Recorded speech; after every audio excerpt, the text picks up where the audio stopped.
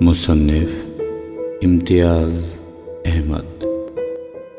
مضمون: پیغمبروں کے سروں پر چھاؤں کرنے والے قبیلے کا قتل۔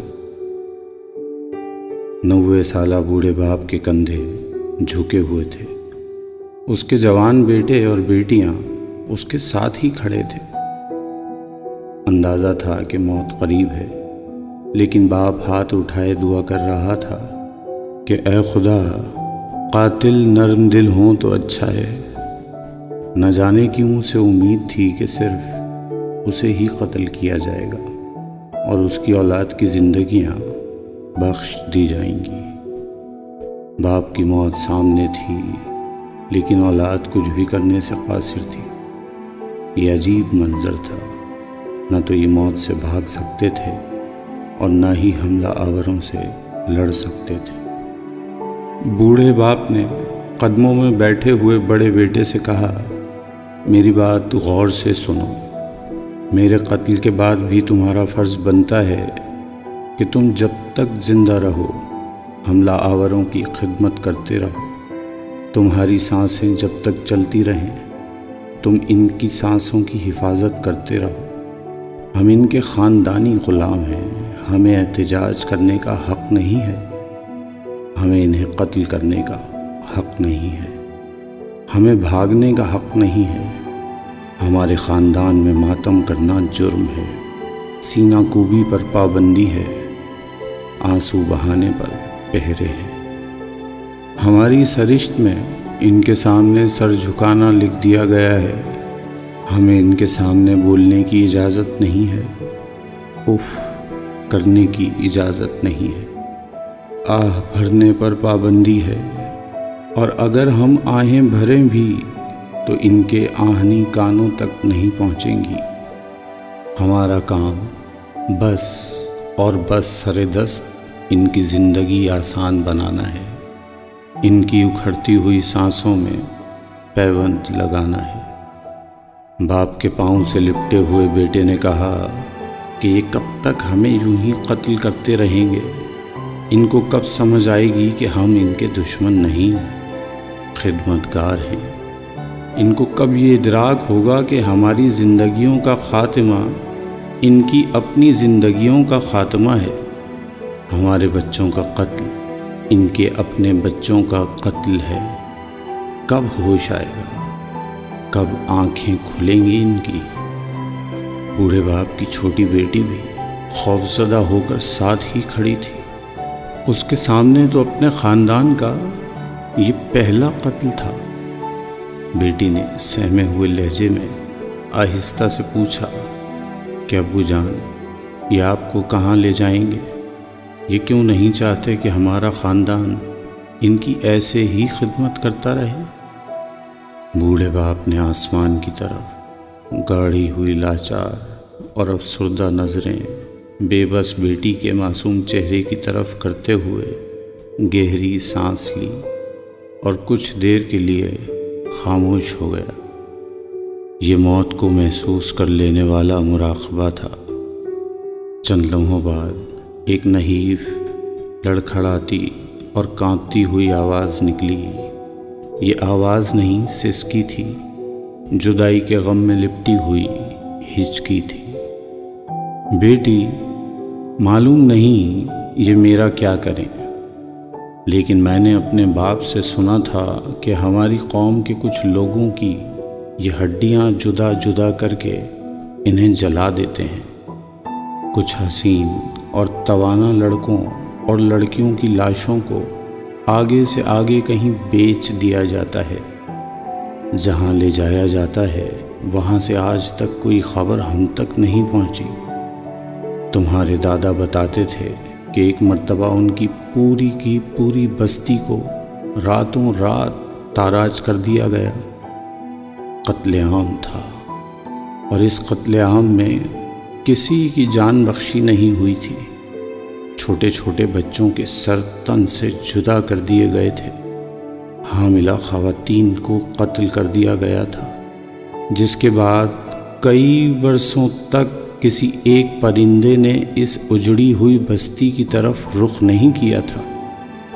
پھر کبھی کوئی ایک بھی بلبل نہیں چہکی، پھر کبھی کوئی ایک بھی طوطا مینا کی محبت پروان نہیں چڑھی، پھر وہاں کوئی ایک بھی بارش کا قطرہ نہیں ٹپکا، پھر کبھی وہاں کسی ایک کوئل کی بھی آواز سنائی نہیں دی۔ آج بھی دنیا والے اس بستی کو صحرا کے نام سے جانتے ہیں۔ اس قتل عام میں بچ جانے والے تمہارے دادا جی کی عمر کوئی 5-6 برس کی تھی۔ تمہارے دادا بہت نیک تھے۔ کچھ لوگ تو کہتے ہیں کہ ہمارے آباء و اجداد کو پیغمبروں کی صحبت حاصل رہی ہے۔ ہمارا شجرہ نسب اس خاندان غلامہ سے ملتا ہے جس کے غلام یہودیوں، مسیحیوں اور پھر مسلمانوں کے پیغمبر کے سر پر بھی چھاؤں کیے کھڑے رہتے تھے۔ ایک چاندنی رات میں شمال کی طرف سے آنے والے صدیوں کے مسافر نے مجھے بڑی رازداری سے بتایا تھا کہ تمہارے دادا کو اتنی طویل زندگی ایک پیغمبر کی دعا سے ہی ملی تھی۔ تمہارے دادا کو پرندوں کی زبان بھی آتی تھی، اور انہوں نے ایک ہدہد کی زبانی سنا تھا کہ حملہ آور ہماری لاشوں کو کاٹ تراش کے نئی شکلیں فراہم کرتے ہیں، ہماری پرانی شکلوں کو مسخ کر دیتے ہیں، حنوط کر لیتے ہیں، اور ہماری لاشوں کو اپنے کمرے میں سجا لیتے ہیں۔ مجھے تمہارے دادا نے ان حملہ آوروں کی خدمت کرنے کی نصیحت کی تھی، اور آج میں تمہیں بھی یہی نصیحت کر رہا ہوں۔ مرتے ہوئے بھی دوسرے کی خیر چاہو، یہی پیغمبری ہے، ہمیں یہی سکھایا گیا ہے۔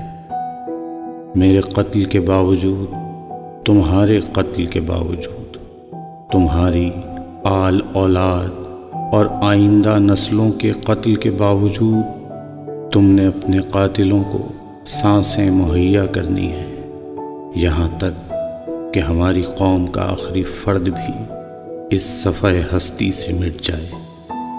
چھوٹی بیٹی نے اپنے آنسو پوچھتے ہوئے کہا کہ ابو جان، یہ کیسا انصاف ہے؟ ہم ان کو زندگی کا سامان مہیا کریں، ہم نسل در نسل ان کی خدمت کریں، ہم ان کے حقے بھریں، ہم ان کو پھل بہم پہنچائیں، ہم انہیں سکھ کی سانسیں فراہم کریں، ہم تپتی دھوپ میں ان کے پیغمبروں کے سروں پر سایہ کریں، ہم انہیں ٹھنڈی ہواؤں کے جھونکے دیں، ہم اپنے جسم پر خار اور ان کے ہاتھوں پر گلاب رکھیں، ہم ان کی طرف جاتے ہوئے سیلابوں کے سامنے بند باندھ دیں، اور یہ ہمیں ہی قتل کریں۔ یہ کہاں کا انصاف ہے؟ اگر ہم کو ان کے ہاتھوں ہی قتل ہونا ہے تو ہم کیوں ان کے لیے یہ سب کچھ کریں؟ بوڑھے باپ نے بیٹی کو گلے لگاتے ہوئے سمجھانے کی کوشش کی۔ بیٹی، یہ ناسمجھ ہے۔ ان کے پیغمبروں، نیک دل لوگوں، انسیت پروروں اور محبت بانٹنے والوں نے تو انہیں یہی نصیحت کی تھی کہ ہماری حفاظت کرنی ہے، لیکن یہ ان کی بھی حکم عدولی کرتے ہیں۔ انہیں علم ہی نہیں ہے کہ یہ ہماری نہیں، اپنی سانسوں کو ختم کر رہے ہیں۔ یہ ہمارے نہیں، اپنے گلوں کو کاٹ رہے ہیں۔ یہ اپنی سانسوں کے پیوند ادھیڑ رہے ہیں۔ کئی عشروں کے سرد و گرم ہواؤں کے تھپیڑے کھانے والے، کئی سرد اور گرم راتوں کے رازوں کا امین بوڑھا باپ اپنی اولاد کو ابھی اپنے پاکیزہ شجرہ نسب اور پیغمبروں کی کہانیاں سنا ہی رہا تھا کہ ایک حملہ آور اونچی آواز میں چلایا، اس بڑے درخت کے ساتھ کھڑے یہ چھوٹے درخت کے تنے بھی کاٹ دو، فرنیچر اچھا بنے گا، 4 پیسے زیادہ مل جائیں گے۔ بوڑھا درخت ابھی یہ بیان نہیں کر پایا تھا کہ کس کس پیغمبر نے اس کے خاندان کے درختوں سے ٹیک لگائی تھی، اور اس خاندان کا کون سا درخت کس کی جدائی میں رویا تھا۔ پیغمبروں کے سروں پر چھاؤں کرنے والا درختوں کا یہ خاندان اپنا پیغام اگلی نسل تک پہنچانے سے پہلے ہی قتل ہو چکا تھا۔ اس مرتبہ قاتلوں نے بچوں کو بھی زندہ نہیں چھوڑا تھا۔